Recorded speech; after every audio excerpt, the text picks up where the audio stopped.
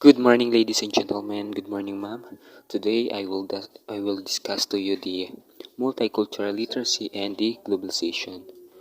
And now, let's have first the multicultural literacy. Let's know first the learning outcomes. So, the first one is to know what is multicultural literacy. The second one is identify the skills and knowledge required to be multiculturally literate. And the last one is analyze the issues in teaching and learning multicultural literacy. And now let's talk about the definition of multicultural literacy. So it is a set of skills and knowledge necessary to ensure that any communication with a culture different from our own is clear and productive and respectful, such their differences are celebrated and neither culture is demeaned or treated as inferior. This literacy helps us to understand and respect differences based on our race, ethnicity, gender, our sexuality, social class, religion, and abilities. So this is also something that incorporates ideas, beliefs, or people from many different countries and cultural backgrounds. The example of these are in America, multicultural literacy has very strong learnings toward knowing or identifying the polyethnic origins of knowledge with the express goals of fostering equality, diversity, and social justice. And also in Europe, multicultural literacy comes more in the form of intercultural combination competence. So it is important to realize that under the definition of multicultural literacy, a different culture is not just limited to someone from another country, but it could also include someone whose gender, economic background, religious beliefs, sexual orientation, or even sense of passion is different from our own.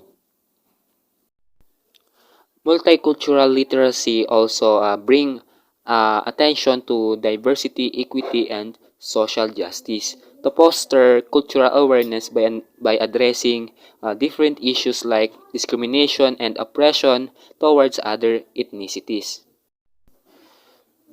And now let's move on to the skills and knowledge required to be multiculturally literate. The first one is be selfless.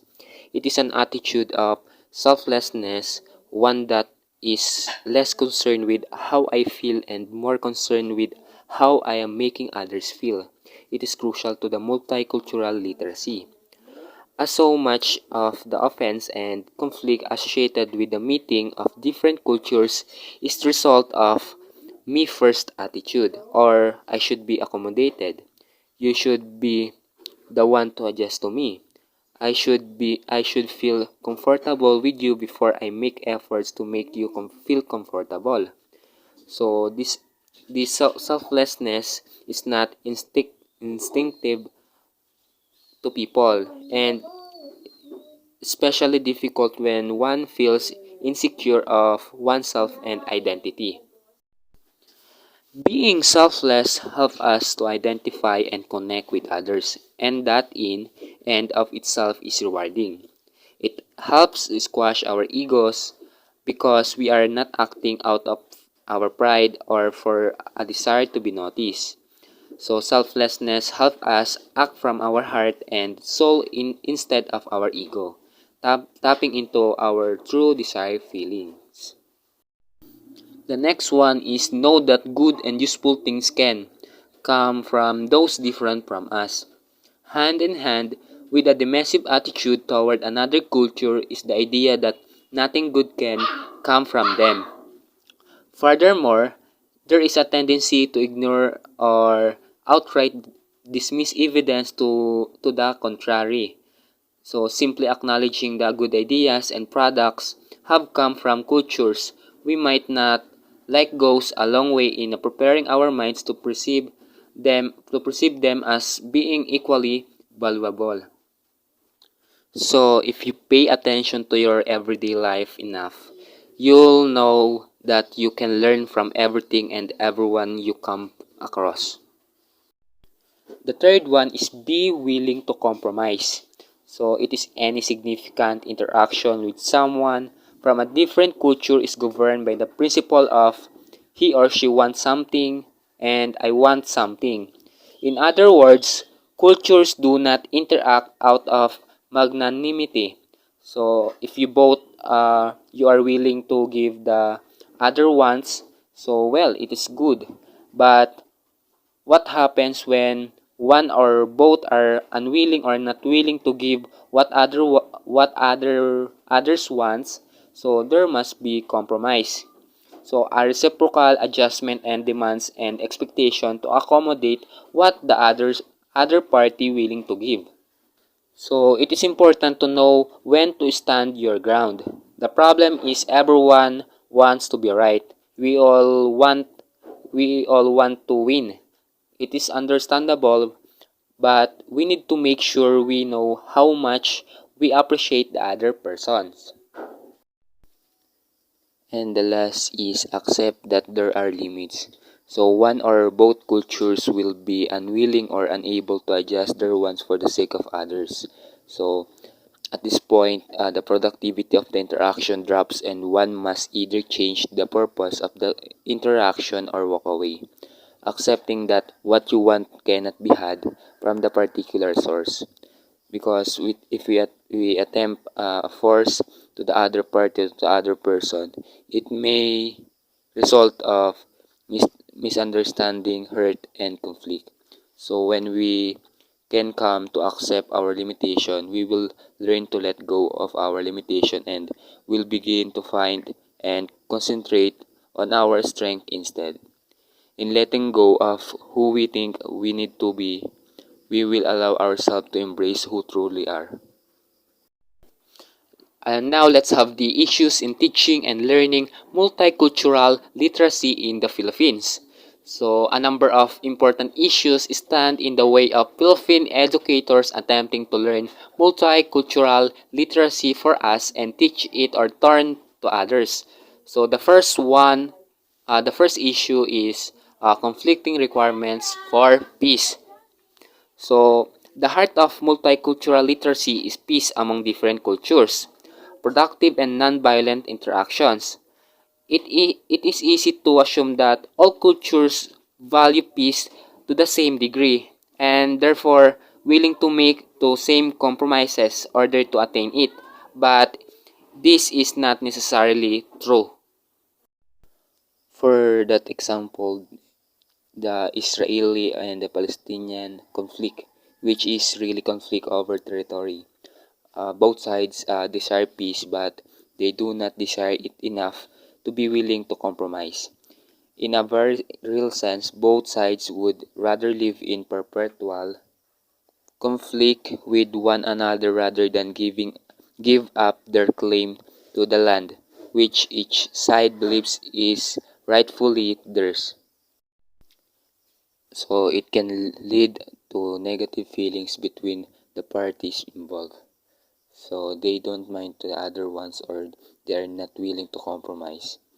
So in this case, peace is when we get what we want. The next issue is the nationalistic and regionalistic pushback. So it is increasing demand for multicultural sensitivity, inclusion, and diversity in the recent years has also given rise to resistance from groups who believe that their identity is being watered down by the needed compromises. So ito yung mga gawa, some example of this is yung mga gawa ng mga uh, regional expert and writers na inilalapat sa ibang lingwahe. So nawawala yung kanilang identity or originality. So like in the case of recent proposal of ortography at di pagsasao nga Ilocano by the official of the Commission ng Wikang Pilipino noong October 2018. So the proposal was met with intense backlash from group of Ilocano writers and language advocates over the incompetence in preparing the Ilocano orthography that didn't conform with the existing orthography being used by Ilocano writers and experts. So yun nga, So yung the propose ng orthography was based on Tagalog and not in Ilocano. And that commission attempts that to compel the regional language to conform the standard of the orthography yang pambansa. In that issue, it destroyed the identity of Ilocano language. So we need to know how such regional pride is out of step with this modernity. This sentiment is consistent with the multicultural literacy of being able to put aside differences for the sake of the common goal. But notice how for the Ilocanos, the national unity as far as language is concerned is not worth the cost of giving up their ability to determine the orthography of their language for themselves. Because of that, the identity of the host culture becomes diluted or lost. So in effect, pushing for multicultural inclusion might very well be asking cultures to decide which has more value, the inclusion or the identity. We must be aware too that these questions are easier to answer for the culture that wants to be accommodated, but because it will cost them nothing rather than the one that must do the accommodating. The next one is the persistence of the problem. On the surface, multicultural literacy might seem to just be a matter of good common sense and understandably so no one actively desires to experience discrimination regarding to what they know and what they can or cannot do simply on the basis of race, ethnicity, or in the case of region of origin. And this behavior under the assumption that if you don't do it to me, I won't do it to you. So the practice persists. So we sometimes find ourselves participating in and justifying such discriminatory behavior. So through online and not in real life. So this primary issue that educators face in teaching multicultural literacy that their students and learning it for themselves is why does this problem persist, or to put it in another way. So despite all out advances in science, technology, and culture, why this is still a problem today? Buti 2008 suggests that issues of discrimination in all its forms, racial, religious, tribal, cultural, and etc., are really issues of hatred.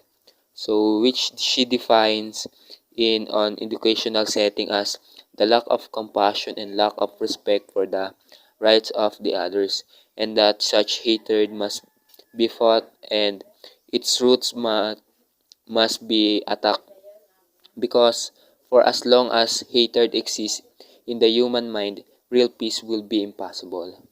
Yes, it's true. So we are interesting to the question that what is the root of this hatred? So ang reason mo ba is personal issues or insecurities? So do you need to hate others or kailangan mo pahiyain upang maging sikat ka, or some reasons behind to it? So sometimes it might be often as unintentional, but it usually the result of lack of education. Now lack of education, blame them. A lack of education is what exactly is it? Awareness of existence of those different from us, or is it awareness that those different from us are worthy of respect? So those questions might be really easier for answer, but we did not do the right for the others. So we need to do is avoid this discrimination because you really did not know what is the feeling of being hurt. The last one is the question of value. It is another issue in teaching and learning multicultural literacy is better posited as a question, why should I treat people of another culture with respect? So it might seem the answer to the question is simply one is it is because for peace. But as we have seen earlier, not everyone values peace to the same degree.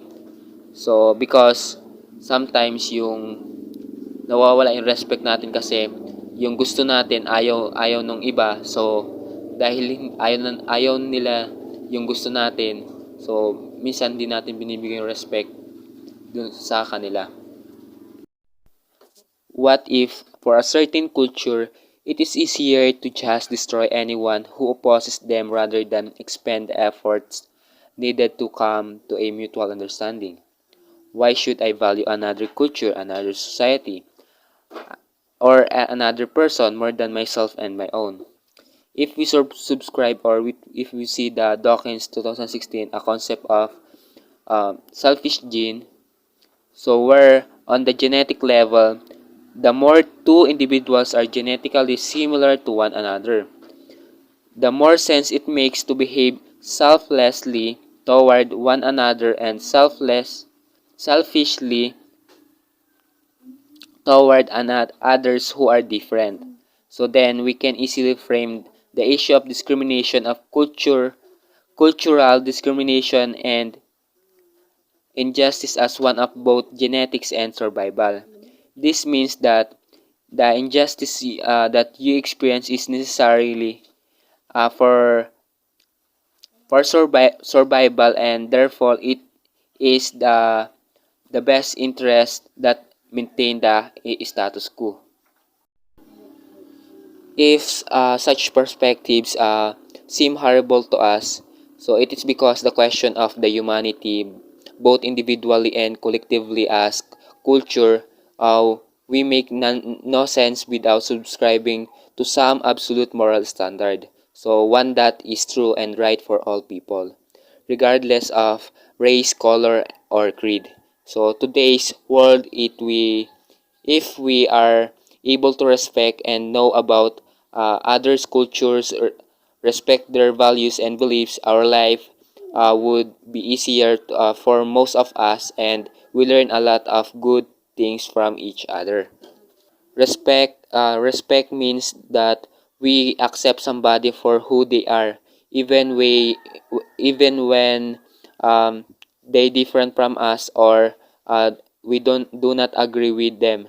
So respect in your relationship builds feeling of trust, safety, and well-being. Respect doesn't have to a natural. It is something that we learn. So let's move on to the globalization. Our objectives, globalization and its implication on both the national and individual level. So what globalization is? So globalization is a process of interaction between people, business entities, governments, and cultures from another nations, driven by international trade and investment, and supported by information technology. To better illustrate this, consider two people from different countries. For example, is the Philippines and South Korea. Let us say that they met in college and become good friends, so that the Korean comes to be treated like member of the Filipinos family. After some time, the Korean returns to her country, but something has changed. She noticed an aspect of her culture that finds herself wishing to be more Filipino. She knows very well that she cannot change Korean culture as a whole. So she decides to just change herself. She does not change everything. Yes, just a little thing here and there. So she is still obviously Korean, but she just does a few things differently from those who have never been to be to the Philippines. So now suppose a little more time passes and the Korean is very happy with the changes that she has made to her life that makes it just a little more Filipino. Let us say some of her colleagues or some of their family members notice how she does some things differently and they become curious. So the Korean tells them about her experiences in the Philippines and on how that in some ways. So she wishes to do things the way the Filipinos do. So her colleagues or her family member or some family members um, give give it a try, and they find that they like this different way of doing things too. So this is what we call globalization, that it is the interaction and integration between two people and more. As what I said, globalization is not only interacting of two people of different nations but in millions of people from 200 different countries and more. Where we are no longer integrating just in language or mannerism or or food, but everything from single of clothing, forms of entertainment, education, technology, manufacturing, way of doing business, ideas, and world views. So this is the globalization. Globalization as a phenomenon is not new. So nations and culture have been interacting and integrating with one another from millennia. This globalization affects the lives of ordinary people not only when we are integrating or interacting with others, learning from and integrating knowledge from others' culture and nations. Even the remote village or yung mga tagong lugar will be exposed to the latest K-pop hit if they have access to their radio. If they produce rice, they will also feel that the effects of more affordable rice imports from Thailand and Vietnam. And also if they have access to a kerosene stove, they will feel the effects of fluctuation in oil prices originating from Arab nations. All these things take place without having to know anyone from on anything about Korea, Thailand, Vietnam, or some part of the Middle East. And now let's proceed to the effects of globalizations. So the effects of globalization are multidimensional. As shown earlier, they range from economic to cultural, so on both national and individual levels. So as Mayer 2000 summarizes the effects of globalizations as follows. The first one is economic, political, and military dependence and interdependence between nations. The second one is expanded flow of individual people among societies. The third one is interdependence of expressive culture among nations, and the last one is expanded flow of instrumental culture around the world. Let's have first the economic dependence and interdependence. The difference of them is economic dependence is the situation in which success of one thing depends on the success of another. While the economic interdependence is a consequence of specialization or the decision of labor, the participants in any economic system must belong to a trading network to obtain the products that they can produce efficiently for themselves. So when the term globalization entered the Philippine public mindset in the early 90s, it was popularly understood to be mainly economic phenomenon and a negative one at that. The idea that foreign-owned business could come into the country and freely set up shop, so there be choking out the local industry, was not a welcome thought, even though it was erroneous. Globalization will increase competition between local and foreign businesses, investment of companies in developing world, employment opportunities in some regions, and unemployment in others. While Philippine society has come to realize that this early perspective represented a shallow understanding of globalization, the fact of matter is globalization has brought economic development to our society as a whole. By attracting foreign direct investment, new technologies, employment opportunities, and money have come into the country. The phenomenon of the phenomenon of taxi driver owning multiple smartphones to browse social media while stuck in the traffic because of the rise of the number of vehicles on our roads is the testament to this fact. So this does mean that there have been no negative effects of globalization. And according to Cantor 2001 notes that foreign capital dependence increases income inequality in four ways. The first one is it creates a small, highly paid class of elites to manage these investments who create many but usually low paid jobs.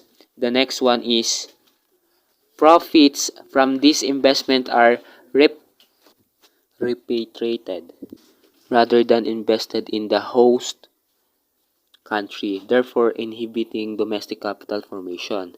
The third one is foreign capital penetration tends to concentrate land ownership among the very rich. And the last is host country tend to create political and economic climates favorable to the foreign capital that in turn limit domestic labor's ability to obtain better wages.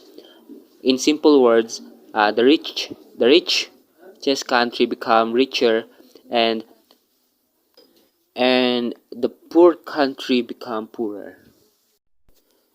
As what others said that kapag maraming anak, maraming katulong sa buhay, I would rather said it is not necessarily really true but because we know na kapag maraming anak, marami kang gastusin, marami kang kailangang needs na ibigay nila. So kapag yung mga anak mo is malaki na and then walang trabaho or walang permanenteng trabaho, so it is not true. It's only leading the explosive population growth of our country. But if you have marami kang anak pero may mga trabaho naman or may permanent trabaho, yon, it is good or better. The explosive population of growth creates a large subsector of society that insulated from economic development yet competes for resources with the rest of the population. The other one effects of globalization is a political and military dependence and interdependence. A survey conducted in late 2018 found that 3 in 5 Filipinos believe that the United States would intervene on behalf of the country in case of war. Despite the current very conservative stance of the US on its foreign policies, this can be taken as evidence of the Filipinos' dependence on both the political and military power of the US in order to maintain its sovereignty as nation-state in the Southeast Asia region. Similar things can be said the Russia and the many communist nations throughout the world.